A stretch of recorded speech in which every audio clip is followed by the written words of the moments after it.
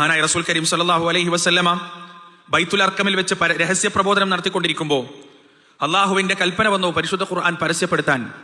റസൂലുള്ളാഹി സ്വല്ലല്ലാഹു അലൈഹി വസല്ലമ ചോദിച്ചു, ആരാണ് ഈ പരിശുദ്ധ ഖുർആൻ പരസ്യപ്പെടുത്തുക? ആരാണ് ഇത് ജനങ്ങൾക്ക് പറഞ്ഞു കൊടുക്കുക, ഉച്ചത്തിൽ ഓതി കൊടുക്കുക? ഇബ്നു മസ്ഊദ് റളിയല്ലാഹു അൻഹു എഴുന്നേറ്റ് നിന്നു. ഒരു മെലിഞ്ഞ മനുഷ്യൻ, സൗന്ദര്യമൊന്നും ഇല്ലാത്ത, ആരോഗ്യമൊന്നും ഇല്ലാത്ത ഊതിയാൽ പാറിപ്പോകുന്ന ഒരു മനുഷ്യൻ. ഇബ്നു മസ്ഊദ് എഴുന്നേറ്റ് നിന്നപ്പോൾ ബാക്കിയുള്ള സ്വഹാബികൾ പറഞ്ഞു, നിങ്ങൾ അതിന് നിൽക്കരുത്. കാരണം നിങ്ങളുടെ മേലെ അവർ കൈവച്ച് കഴിഞ്ഞാൽ, നിങ്ങളെ അവർ മർദ്ദിക്കാൻ തുടങ്ങിക്കഴിഞ്ഞാൽ തിരിച്ച് കണക്ക് ചോദിക്കാൻ പോലും നിങ്ങൾക്ക് ആരുമില്ല, ആരും തടയാനില്ല. അതുകൊണ്ട് തന്നെ നിങ്ങളോടുള്ള മർദ്ദനത്തിന്റെ ശക്തി കൂടും, അപകടം സംഭവിക്കാൻ സാധ്യതയുണ്ട്. ഇബ്നു മസ്ഊദ് റളിയല്ലാഹു അൻഹു പിന്മാറിയില്ല. അദ്ദേഹം പറഞ്ഞു, ഞാൻ തയ്യാറാണ്. പ്രവാചകന്റെ അനുമതിയോടെ കഅബാലയത്തിന്റെ അടുത്തേക്ക് ഇബ്നു മസ്ഊദ് റളിയല്ലാഹു അൻഹു യാത്രയാവാൻ. അദ്ദേഹം പാരായണം ചെയ്തത് പരിശുദ്ധ ഖുർആനിലെ സൂറത്തുർ റഹ്മാൻ എന്ന അധ്യായമാണ്. അർ റഹ്മാൻ അല്ലമൽ ഖുർആൻ ഖലഖൽ ഇൻസാൻ അല്ലമഹുൽ ബയാൻ. സൂറത്തുർ റഹ്മാനിന്റെ സുന്ദരമായ വചനങ്ങൾ ഇബ്നു മസ്ഊദ് റളിയല്ലാഹു അൻഹു അങ്ങനെ പാരായണം ചെയ്തു.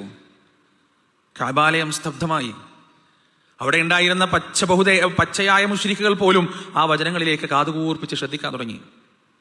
പെട്ടെന്ന് ആരോ പറഞ്ഞു, ഇത് മുഹമ്മദിന്റെ വാക്കുകളല്ലേ, ഇത് മുഹമ്മദിന്റെ ഖുർആനല്ലേ? ആളുകളുടെ ശ്രദ്ധ മാറി. അവർ ഇബ്നു മസ്ഊദ് റളിയല്ലാഹു അൻഹു വന്നിട്ട് ആക്രമിക്കാൻ തുടങ്ങി, ക്രൂരമായി മർദ്ദിക്കാൻ തുടങ്ങി.